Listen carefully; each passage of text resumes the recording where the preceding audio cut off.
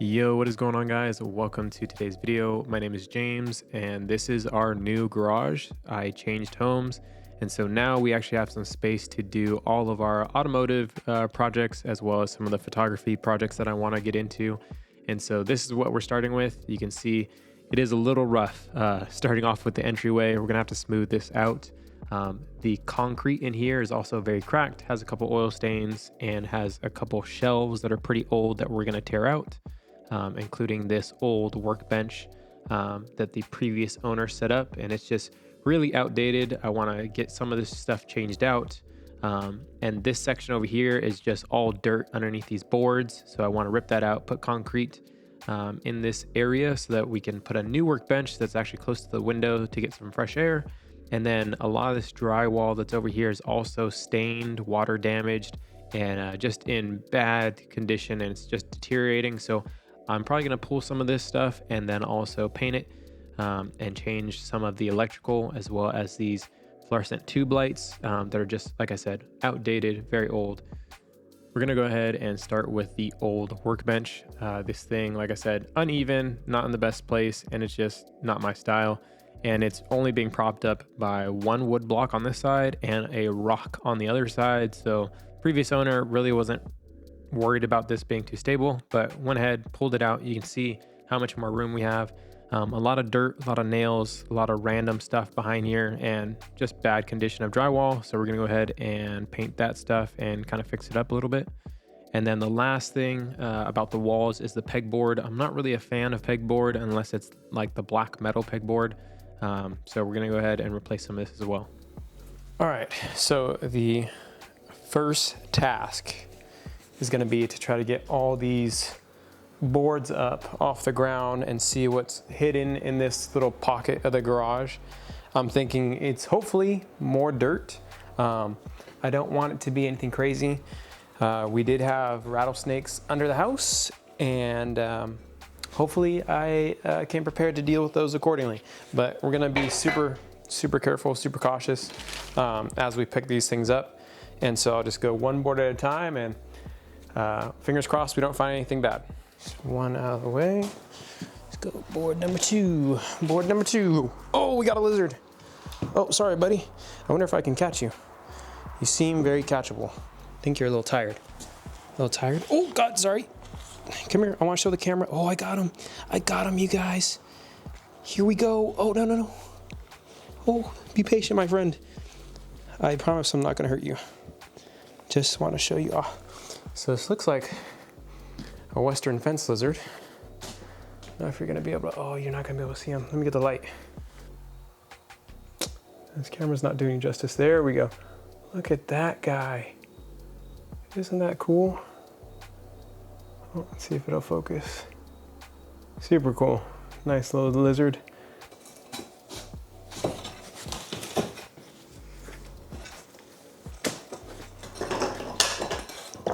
Oh yeah, nope.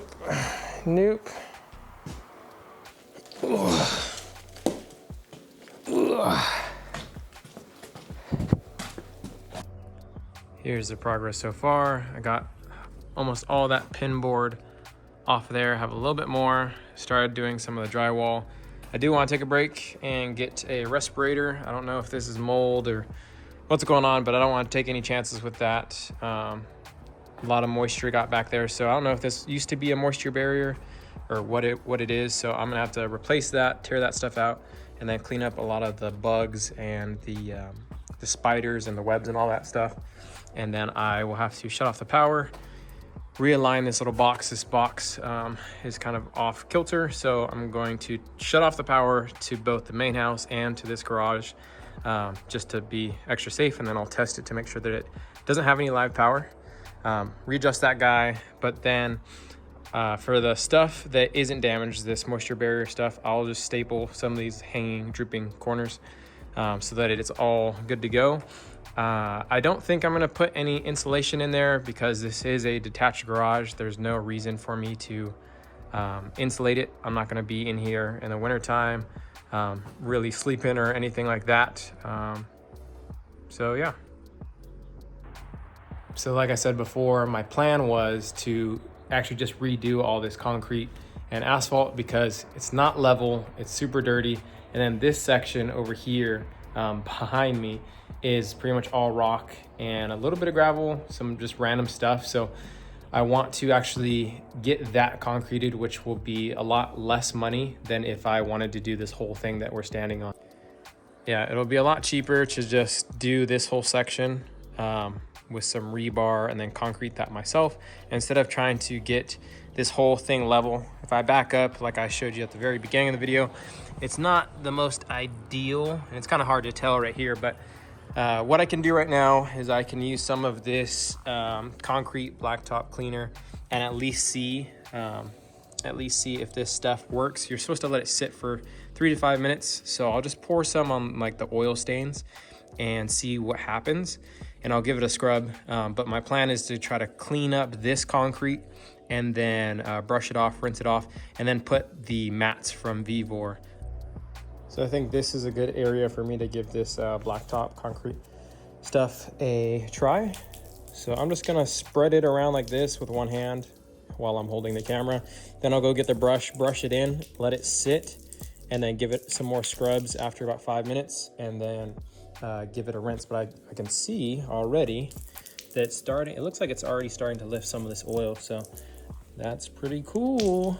Yeah, let me go get the brush and I'll show you what it looks like after we clean it.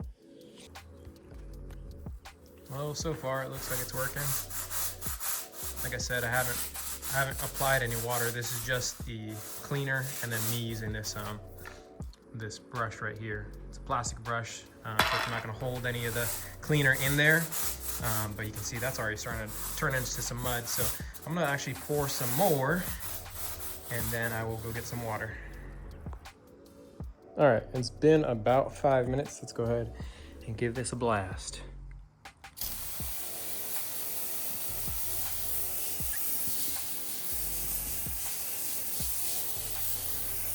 Oh yeah, that definitely worked. Definitely worked. It looks like I just need to scrub it a little bit more. And like some of these deeper pockets right here might have a little bit more cleaner, but it's working. I mean, that's all chocolate disgustingness, so I will continue scrubbing. All right, while we're waiting for the tiles to do the floor, we're gonna work on the lighting, which I just got started on doing. These are some of the LED lights that I bought off of Amazon. And the reason why I went with these was because they're cheap. They come in a 4-pack, so I got 2 4-packs. So I have a total of 8 that I'm gonna go ahead and hang. And I think I'll just do it how I started it so far, is just have a line going down here, and then I'll bump up a little bit and I'll do a line right here, just so the lighting in the garage is even. You can see some of the old fluorescent tubes. I'm gonna try to get rid of some of those. Obviously, the person that did the electrical in here previously, this is kind of crazy. It's not the craziest I've seen, but I want to get rid of some of that. So I will probably hit the fuse box or the breaker box, turn all that off, disconnect the old fluorescent tubes, making sure not to break those. And then I'll hang up the leftover LEDs, these shop lights. If you guys are wondering what they are, this is what they are. They're called high quality. They're called high quality. 5,000 Kelvin. That's the temperature, so it's close. It's not exactly the same offset as the sun, but it's pretty close. And it uses about 42 watts. And you can have, I think, as many as 6 interconnected. So if you wanted to at your shop have a whole bunch of these, you could have 6 of them in line and run off of one outlet. So that's pretty cool. But yeah, let's go ahead and get all this stuff taken care of. If you guys are wondering which LEDs I went with, this is what I got. It's the high quality 42 watt, 5,000 Kelvin. So it's close to the sunlight. It's not exact, but it comes in a pack of 4, and you can have up to 6 in a chain, like how I have this one right here. So you just plug it into the main power source, and then you can run that over to the next one, all in a series. so you can have up to 6. So like I said, pretty cheap. I think it was about 35 bucks to 40 bucks for a pack of 4. Obviously, being that cheap, the quality is probably not the best, but we'll see how long they last. And I just wanted something that was gonna be a nice, cheap starter to this garage.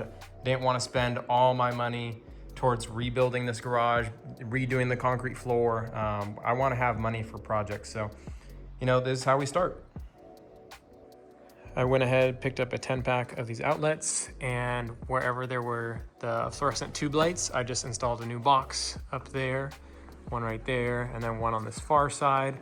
We do have all 4 of the LED shop lights going. Pretty good so far, but we still have those other 4, so I'll just install them along these beams on the rafters, and then we'll see what having this whole garage looks like once it's all lit up. We got the last row of LED lights put in. Like I said, 4 and 4, so we have a total of 8. Good lighting in here so far. And we do have some goodies from our friends over at Vivor. So we went ahead and bought some black tiling. I also have some gray tiles. I started putting those down on the ground. I only bought enough to do like a general square, not enough for the entire garage because there's gonna be shelves, cabinets, all sorts of stuff all around. These cabinets, like I mentioned previously, we'll go ahead, take these guys out, and Vivor actually has metal cabinets, which we are gonna put on there or across on that side. We'll have a shelf right there and another one over there, and then a workbench once we get that piece kind of concreted in. But let's go ahead and finish up with these tiles and see how much we need or how much we have left over. And I just wanna start with black tiles and then gray squares for each car respectively. So just black and gray, and let's get started and see what we have left. So this is the wall that we're starting out with. You can see it has plenty of oil stains, previous paint stains, and it's just really dirty. So we're gonna go ahead and clean that up.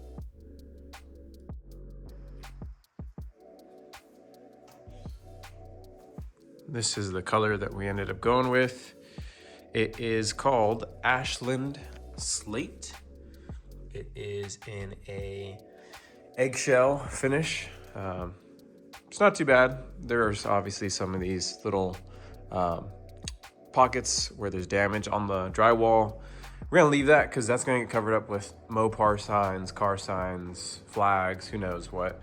And then I'll probably start just doing the rest of the garage, but this is the color that I wanted because I knew that the tiles were gonna have gray, and then I knew that the toolbox was a slate gray. I wasn't trying to match it, just wanted similar colors. There were other colors that I thought about, maybe green, orange, blue, red, who knows. But I just kind of am more of a neutral kind of person anyways, so let's just stay with gray. So this is all the damage left after clearing out the garage. We have the old shelves, old wooden beams, some of the pegboard, and some of the tubes that will go in the dump.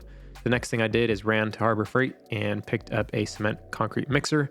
And then I picked up a ton of concrete from Home Depot. I think this was about 60-ish bags, I forgot. And then I hung some new drywall where the previous pegboards were. You can see it's not the best job, but I did this work myself, so I take a lot of pride in it. And it's something that I got to have some experience in. This section over here, I'm not laying concrete because it is kind of exposed.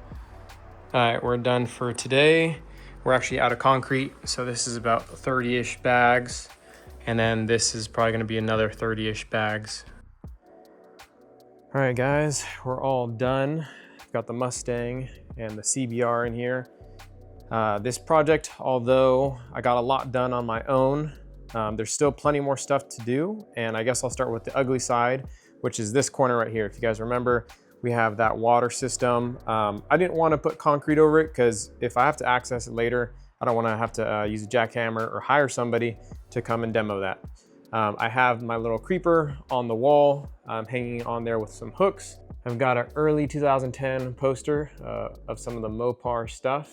And then over here, this is kind of a dead space. This is where I'll have either another shelf or I'll put flags for all the rebuilds that we do. This is one of the cabinets. I got started on putting on some of the stickers, QA1, Raxium, Dow Dynamics. In here, I'm gonna have kind of all the charging station, battery chargers, whatnot, random miscellaneous adhesives, drill bits, just random stuff, and then maybe a light at the top. So this is gonna be kind of our charging drawer. I do have my miter saw on this Hampton Bay butcher block table, which is gonna serve as our workbench. This miter saw, I don't plan to keep it here. This is just where I left it for the time being. Shop vac. There's also plenty of space underneath that I can put either more workbenches, raise this tool chest.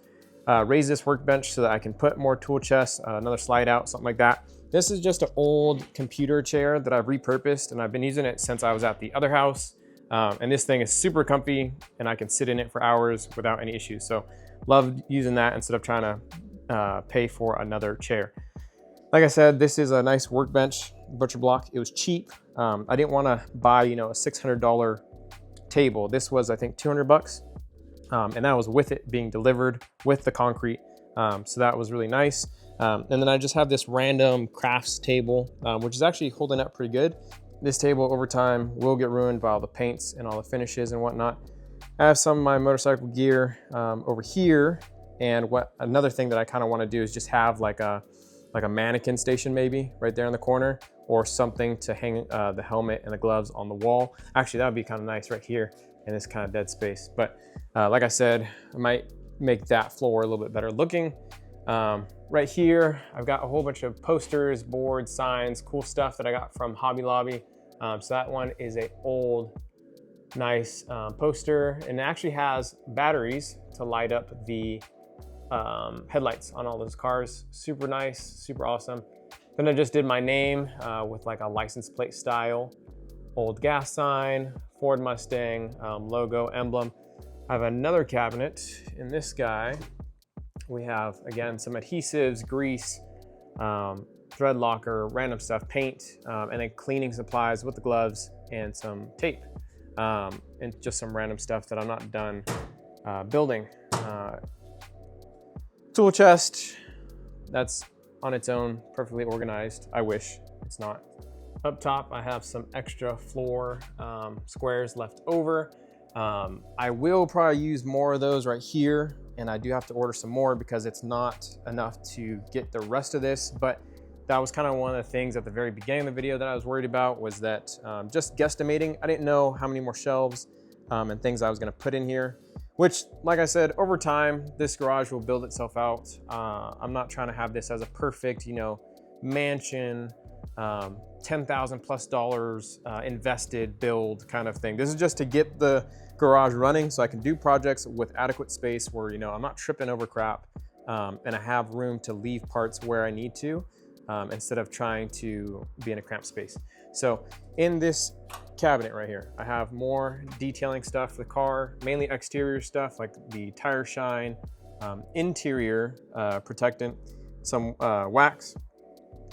Over here I have some random tools, and this is not permanent. This is just to get things out of boxes now that I'm moved here. And then over time, we'll just organize this as is. So screwdrivers, Allen keys, I have bleeders for brake systems, exchange pumps. I have a radiator hose, pressure tester, all sorts of random stuff in here. I've got some rivets, more riveting tools. I have spring compressors, and then I just have a whole bunch of random other tools that are wired. So I have like a sander, heat gun, the 1/2-inch impact, Dremel, and then even a die cutter and some bolt cutters, random crap. Like I said, not a permanent living situation, but just to have it so it's at least a little nice and neat for now. I have my air compressor with this messy line. Most likely I'll put a hose reel up in this corner or somewhere up on the roof, so that the ceiling, or in the rafters, so that it can be easier to access the tires on any of the vehicles that I bring in here. We have room for probably about 2 to 3 cars, 3 at the max if I really pack it in here, but most likely I'll just have the Mustang and then a car that I'm working on in here, or just whatever project that we're working on. I have a whole bunch of the jacks, and the jacks, I did already use those on the V-Bore tiles. No damage so far, but I think if you were to... I just want to jump in real quick right here. You can use jacks, but do not use jack stands. The jack stands will damage these tiles, but you can avoid that with some other methods. Leave a car on the jacks for at least, I would say maybe a few weeks or a few months. It might leave an imprint in the plastic, but if you heat it up, it should repair it, is what I'm thinking. Over here, I know I said that I hated pegboard, and that's absolutely true. But with this one, I wanted one that was black and metal. I didn't want that weird cardboard one because it just looked very cheap. This one is a Husky pegboard, and I think it's 12 by 12 or maybe 18 by 18, I forgot. But I just have my Ear Pro, I'll have my Eye Pro once I get more hooks, some attachments for our compressor so that it lives kind of close by, and just other random stuff. I'll bring you guys over to our detailing station. Again, not perfect, still got to figure out a lot of things, but I want to get started on projects, and I cannot sit around for months trying to get this thing to a perfect spot. So here we have our Greenworks pressure washer. Again, not the best, but it gets the job done. We have a couple of the detailing chemicals, wash mitts, all that other stuff. Tools, brushes for the tires and the wheels, the rims, interior stuff, defroster, blades. We have the McKillen's snow foam cannon. We have our pressure washer gun, interior tornado gun. This thing is amazing. I bought it off Amazon and it does really good. And I threw in like a lemon scent for interior. Sorry, I'm getting off topic, ADHD. Okay, and then we're gonna come over here, and on this side, again, random crap for now. I just want to be done with this garage build, and so this is where we're at. But on the shelf, I have all the random cleaners and then fluids that we need for all the other vehicles. We have like 5 different cars. They all, of course, take a different type of coolant or oil or whatever it may be. So I just have a ton of different oils that go from trucks to sedans to motorcycles. So a whole bunch of random stuff on here. Brake fluid, engine degreaser. Again, this is not perfect. This is just somewhere for stuff to live. Again, random stuff. I have my car painting stuff, which will be fun if we end up painting a car in here. I'll have to really plan that out. And then I have some more polishing stuff to buff the cars and whatnot. I did a video on the Mustang polishing this, and although the polish was good, the paint job was crap. Again, because I was in a tiny little space where literally I was standing like this and just painting the car from 12 feet away. 12 feet, Jesus. And I was painting the car from about 12 inches away. And so I just didn't have any space to really spot check. So I'm probably gonna end up wrapping the Mustang and then leaving some of the accent pieces like the spoiler and the doorknobs, door handles finished in gloss. But yeah, random stuff right here. So that's it for this video. I just want to show you guys what we have going on. Oh, and then on the outside, I have my giraffe tools, my pressure washer hose. So it's nice and convenient. So it does go through the wall. Again, trying to figure out the setup here, guys. So don't judge me too much, but I gotta figure out how to hook this thing up to water outside. There's a little spigot right there, but it is very difficult to figure out where the water source is for that, because the people who had this house last did all sorts of weird stuff with the plumbing, so I'll have to figure that out. But like I said, that's gonna do it for this video, guys. I hope you enjoyed. I almost forgot, I'll do a little price breakdown. So the drywall, about 200 bucks.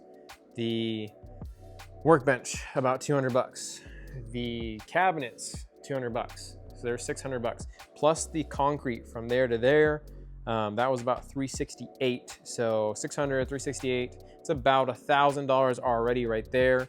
The tiles were pretty expensive. I think the tiles were about 600 bucks. So they're 1,600. The paint to do all, the whole room, probably about 120. I'm already losing count, but somebody in the comments can do me a service. And then miscellaneous like screws, holders, random things like that, I'll say probably another $100. And then, all of our signs, light up signs, Mopar or no car, Mustang Ave, all these different things in here. Probably another $250 to $300 for all those. But yeah, so that's about it. So if I'm guessing, it's probably close to like $2,000 all spent. And all the work to this garage was done by me, as you can tell with all the crappy alignment of drywall and the painting job. But it's something I'm proud of because, you know, it's my own space. I'm turning it slowly into something that I'll enjoy over the next couple of years. And we have plenty of room to grow, and we can show that with all these empty walls. We can put up flags, we can put up different posters, we can put up stamps from auction cars, auction bikes, whatever it may be. So yeah, that's gonna do it for this video, guys. If you enjoyed, go ahead, leave a like, and I will catch you in the next one.